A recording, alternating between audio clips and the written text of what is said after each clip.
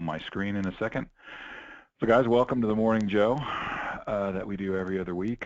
Fun to be back. These are some of the most fun things that I do. Hopefully you guys like them too. And as we normally do, we're going to start off with a little bit of industry news before we hit the main topic for today. So let me enable my screen so that you can see it. You guys should be able to see my screen now. And of course, recently the most talked about thing in the tech world and pretty much the business world is Windows 10. Can you guys see my screen okay? I can. Good. All right, so Windows 10. You've heard a lot of talk about Windows 10.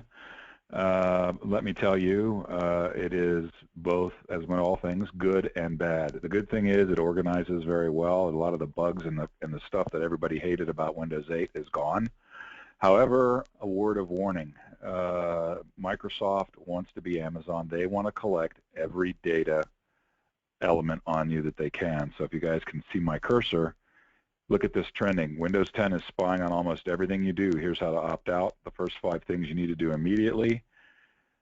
All the tweaks you need to do. So just so you know, guys, if the screen looks a little different, you are seeing this. I did load Windows 10 on my machine. It is up and running, not without some issues. There was an issue with GoToMeeting flaking out on me in Windows 10. There was an issue where I got an annoying pop-up every 5 seconds saying my Office 365 was not performing. Interesting, because I don't use Office 365. I did at one point, but I don't anymore, so it took a while to figure out how to disable that. The net of this is Windows 10 is here. There's 14 million people using it. I see no compelling reason for you guys to worry about upgrading to Windows 10 at this point. Windows 8 or 7, depending on what you have, works just fine. It's very stable. And I wound up disabling just a ton of things in Windows 10. There's 13 security screens that you have to go through. So that in itself should tell you something. So in fact, an app has been built to do nothing more than to just disable some of Microsoft's spying efforts. So Windows. How'd you get Bullhorn to work?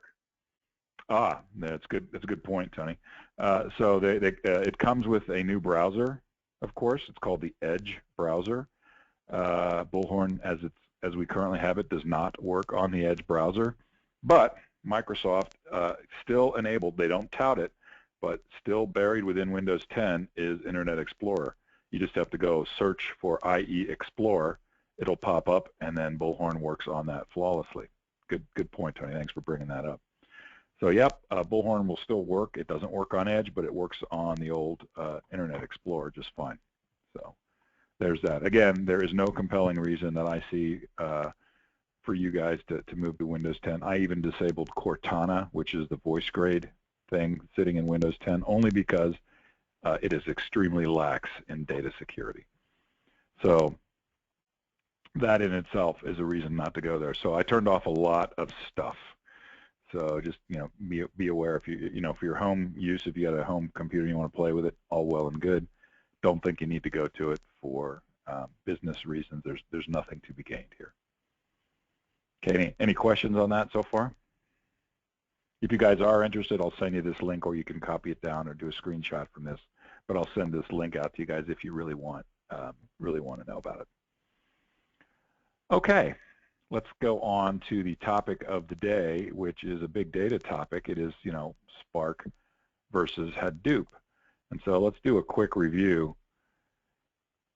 of the Hadoop ecosystem. This is a PowerPoint. It's a one-slide PowerPoint. I'll send this out to you guys, but it's a real nice overview explaining the componentry of Apache Hadoop. Oops. Sorry about that. Okay. So down here at the base, you see HDFS, Hadoop Distributed File System.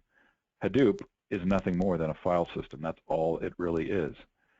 And you guys that have just gone through BI University, you know that what sits on top of Hadoop is MapReduce. In this case, it's just called Yarn. I forget what Yarn stands for. But anyway, as we know, MapReduce, as Hadoop distributes all of its queries out to its clusters to get answers back in a parallel mode in distributed computing, the function of MapReduce is to take all those answer sets back and give you a single answer set.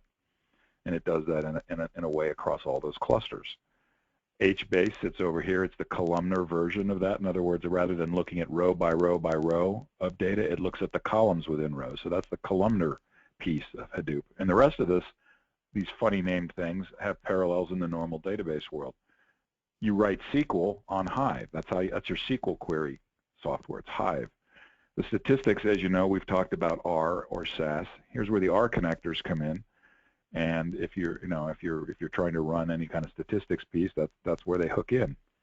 Machine learning, right here, Mahout is the machine learning tie-in on top of MapReduce. The scripting language is called Pig.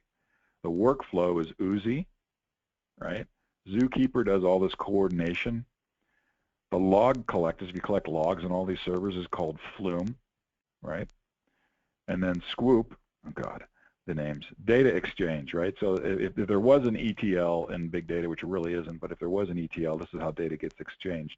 And on top of it, controlling all the infrastructure is Ambare, which is provisioning, managing, monitoring the Hadoop clusters to make sure the physical infrastructure works. So again, that's a quick, 50,000 to 100,000 foot view of the Hadoop ecosystem and all the names of the players and their analogs to normal databases. So the things you have to do to get data are all the same. They just have different names. You have to be able to write SQL. You have to be able to run statistics. You have to be able to script, things like that. And they're just called different things in Hadoop. So that's a view of that. And today, what we're going to talk about is something known as Spark. And Spark would sit right here. It theoretically will sit itself right on top and take the place of what MapReduce does in some aspects. It does it differently, a little bit differently. So we're going to look at the differences between Spark and native Hadoop. And the reason that's important for you guys is that we have had at least one client in the past, I think it was Adobe, that was going to a Spark-based infrastructure and wanted to know what we thought of that. So it's not so esoteric that you won't hear it come up in some discussions, and we need to know when we say Spark, it's related to big data, and what is it really? Okay. So Spark, it's different from Spark Post. Yeah. Okay. Yeah. Okay. All right. So here's the article that I sent out, right? The big data question, Hadoop or Spark? And again, here's the picture of Hadoop versus Spark. And we know that what Hadoop does, the way it works, it partitions its data out to the clusters and gets its answer back and collapses those answers into a single answer set with Hadoop. So all well and good, and that works really well. But there's some changes when you talk about Spark. So if you kind of read down here, both Spark and Hadoop are big data frameworks. Hadoop was the leading open source big data framework and by Apache software, but Apache has come out with something else that's more advanced called Spark. They don't perform exactly the same way. They're not mutually exclusive. It's not like saying one database versus another or a different tool than another. The only thing that the claim to fame for Spark is that it works up to 100 times faster than Hadoop in certain circumstances. So if you think about how Hadoop answers those questions quickly by partitioning the data out to its clusters and servers, and for those of you that went through BIU, think the Hadoop hotel. What Spark does is actually can operate 100 times faster than Hadoop. And how does it do that? It's in memory. And what that means is that rather than relying on the Hadoop clusters to grab all the answers for you and bring them back, and all those are physical disks spinning somewhere, Spark is made up of just tons and tons of memory. So you're accessing memory on a chip versus data on a disk. And what that means is that you get the answers back really, really quickly. And sometimes that makes sense. Sometimes it doesn't make sense. So what Spark doesn't have is a file system. So Spark really is a analogous tool to MapReduce, but it doesn't have an underlying file system. So it still relies on Hadoop to store the data somewhere. And so that's why you'll often see both of these used in conjunction. You'll see Hadoop out there organizing the data, and then Spark's on top of it as the collection point running into in-memory mode. And as he mentioned, Spark does not include its own system for organizing files. Spark's advanced analytics make use of the data stored on Hadoop distributed file system. So it's speed. So it lends itself to those types of data questions where you care about doing things quickly in line. So question to you guys. So if Spark gains you inline speed of computation as opposed to the cluster mode and spinning disks and understanding it, what industries are going to take advantage of Spark, for example, versus a standard big data Hadoop ecosystem that you could deploy and has been deployed for up to 10 years out there?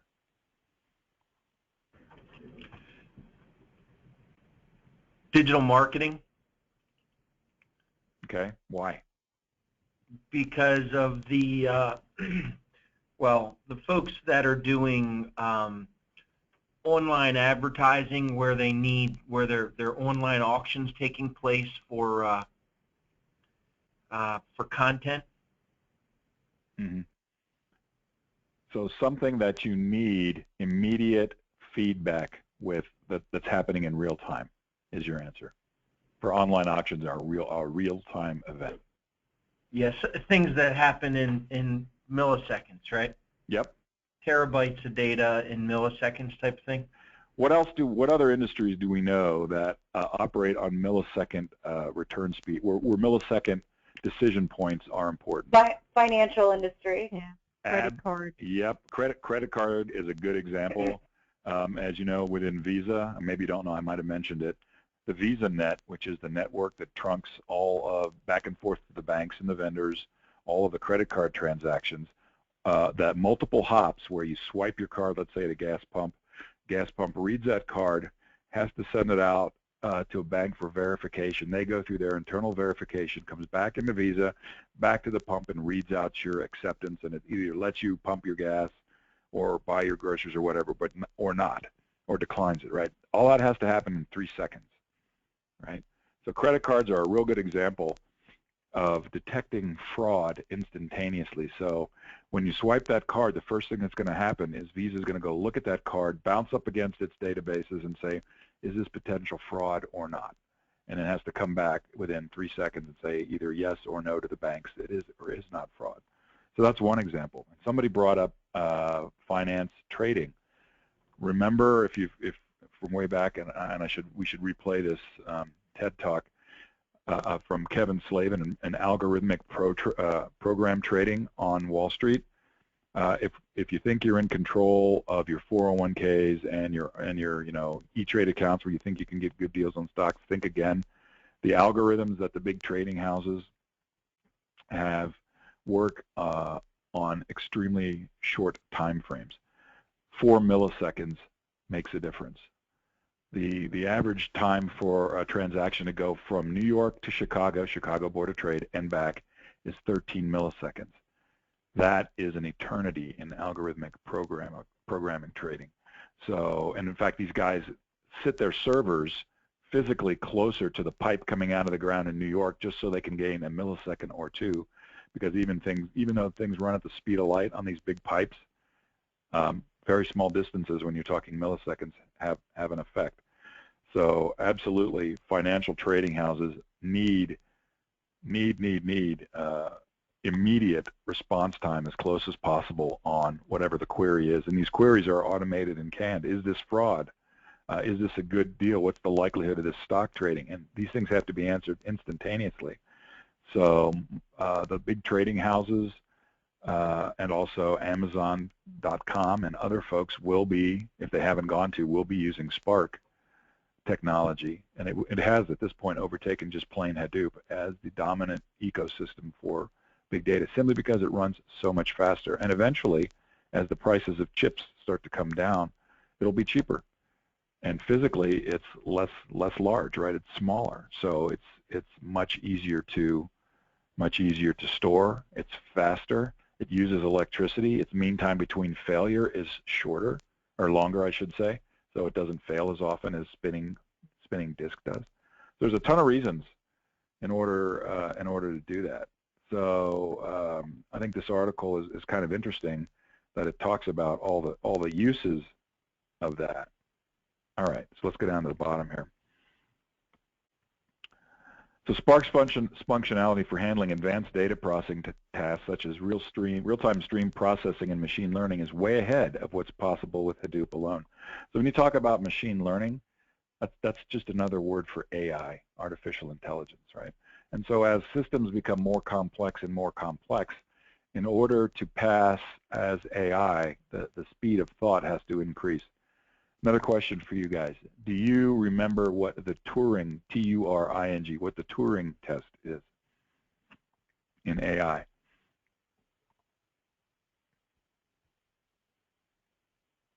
Okay, the Turing test is the test that is given to artificial intelligence systems to determine whether or not you're actually speaking to a human or not. So as of 2 months ago, I would have said there is no AI system that had been given the Turing test that had passed. In other words, had the thinking processes of a human. As of about a month ago, a system did indeed pass the Turing test, making it appear to have the thought processes or close to that of a human. In other words, it was indistinguishable from talking to this computer whether you were actually having the computer respond or a human on the other end was responding. And this is a big deal because it opens up a lot of possibilities on ethics, on when machines become self-aware and so on. You guys remember the movie Blade Runner? And Blade Runner was about determining who was a replicant and who wasn't by a series of tests. It's the same thing in AI.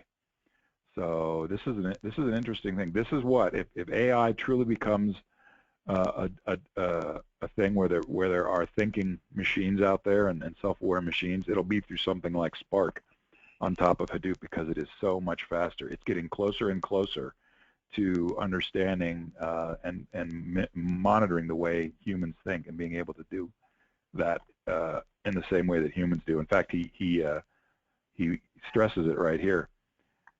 Machine learning, creating algorithms which can think for themselves. Driverless cars. So if you think about what Google is doing with driverless cars, or anybody that's doing driverless cars, talk about the need to have those calculations done faster. You've got a car moving down a highway and you can't do your calculations fast enough. It can be a pretty disastrous result if you can't do your calculations fast enough. And I bet, since we know that there's been some news articles about Google cars crashing, some of these had, even though the company won't admit it, but I would guess some of those incidences were because they couldn't compute fast enough to what to do next. Okay. Although he talks about the two big data frameworks, those big data frameworks being Hadoop and Spark, they are really symbiotic. Spark really actually does need a file system underneath it. But I think Hadoop's play on that will be the file system for Spark and Spark-like competitors. Okay. Most of the big vendors, including Cloudera, will now offer Spark as well as Hadoop. Remember, these are open source types of technologies, which is why they've proliferated to the extent that they have, with many programmers being able to express and write code for them. So technically, in terms of dollars and cents, he hits it on the head here. You would be wasting time and money having installed as a separate layer over Hadoop storage. Spark is developing faster than Hadoop. Hadoop is older. It's pretty well set. It's consistent. It's reached its peak, I would say, as a technology, and it gets its advances when clusters and disks improve and cluster communication improves. However, Spark is so new and it's still building, and it actually runs faster than Hadoop, so it's still coming into prominence. So there's going to be an increasing amount of Spark reliance out there in the industry.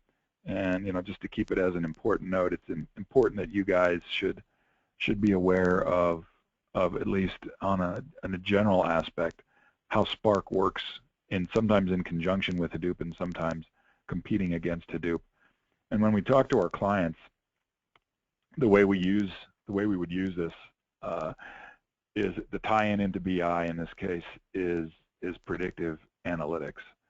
So if you're able to predict something faster or with a less lag time than other companies can, you'll win.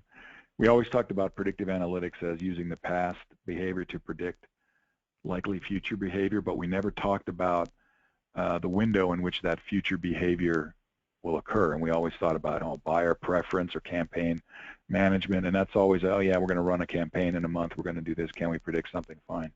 Now we're talking about significantly shortening that prediction window to say, okay, the difference between predicting something that's going to happen in a month versus something that's going to happen 10 seconds from now. And that's where this really comes into its play, is that it makes those kind of decisions so much faster. And that's what things like Google Drive and online auctions and credit cards and trading houses need. They need to be able to predict, not years in the future, but seconds into the future, so that they can have a real-time effect on what's going on. And that's really what this is all about, is understanding the technology of doing that and making that happen for companies. And I would, even though you don't hear about it yet in the industry, everybody's heard Hadoop. Not everybody's heard Spark, only the practitioners in big data. But if you ask Amazon, if you ask Google, if you ask Microsoft, are they using Spark? The answer is yep, they have to be trialing it because it has so many advantages to it. Not the least of which is fault tolerance. That was the big stumbling block with Spark initially out of the game, is that the reason Hadoop is somewhat slower than Spark, it took great pains to be fault tolerant. You could drop a cluster and not have a problem. They've worked that out with Spark in a way that you can now drop pieces of that memory system and still be able to be fault tolerant. And that was the last biggest hurdle. So I think this will be just the latest and greatest oncoming technology in big data. Okay, any questions on this, guys? Any thoughts? Want me to put up the big data infrastructure again if you got questions on some of the terms? Questions on Microsoft Windows 10?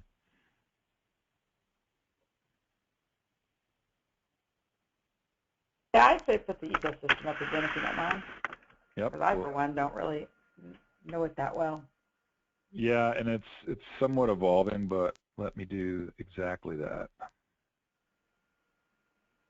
Well, it's kind of like the couple hours or the hours I spent in your class. That's when it finally started coming together for me personally. So, because all I've ever heard is people, when we first started doing some big data stuff last year, looking for folks, everything was Hive and Pig.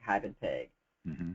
And so, and I didn't. All right, so now I'm going to, because I did not realize where they fit in there. That it was just doing queries and scripting.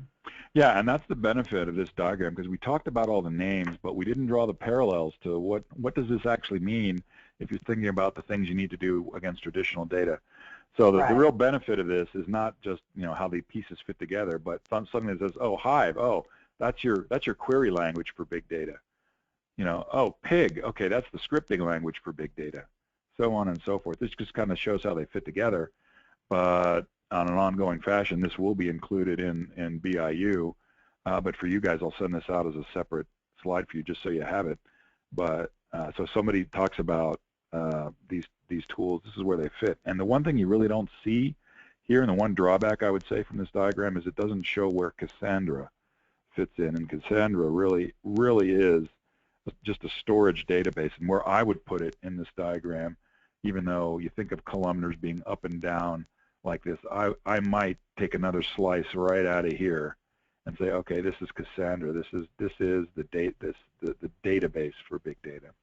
That would be the only drawback I would say to this diagram. Other than that, I think it's pretty good. Well, you just need to write your own then. Yeah, I do. Maybe that'd be a good white paper, huh? There you go. You said you are going to send this out? Yeah, I'll broadcast this out to the Morning Joe crowd. So you guys will have it just within a couple minutes here, so that you can keep it in your library. So on LinkedIn, all the Spark developers or technology people are in San Francisco, and apparently Twitter uses it. Oh, I bet they do. Think about Yeah, I Twitter's know. real time, and think Yeah. about the data set's what, 140 characters, so it's very manageable in size, and it's happening right now. And Twitter feeds, and now they're analyzing it. Of course they are, and yeah, all the developers are in the let's call it Silicon Valley area. Why? Because it's brand new. That's where it was born. But to get the jump on it, this will be used. And the one thing we haven't done, Deb, and I don't know if you've ever come across it, but AT&T has to be thinking about Spark, if nothing more, because now that they own DirecTV, you've got to be able to understand who's watching what, when, and what to offer for entertainment choices. So I hadn't heard it, so you sent it out the other day, so maybe that is something I will forward out to my folks in my BI distribution list, because I hadn't heard of it at all. I don't know if Jason has.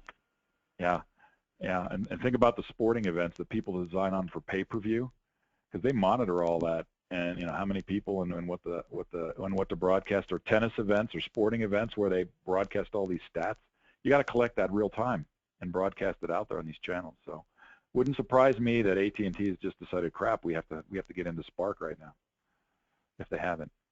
So okay, cool guys, we are like 2 minutes on time. I just want to thank you for joining today, and I have recorded this, so this will be sitting out in our Q Analyst spot on YouTube, and you can refer to it as necessary. All right. Hey, Good Tom. enough? Yes. Thanks, Tom. Mm-hmm. Tom, can you hang on the line? Yep. Let me just shut down the meeting, and I'll be there. Oh, yeah, I want to look at this diagram with you. Okay. I will call you back directly. Okay, great. Thanks.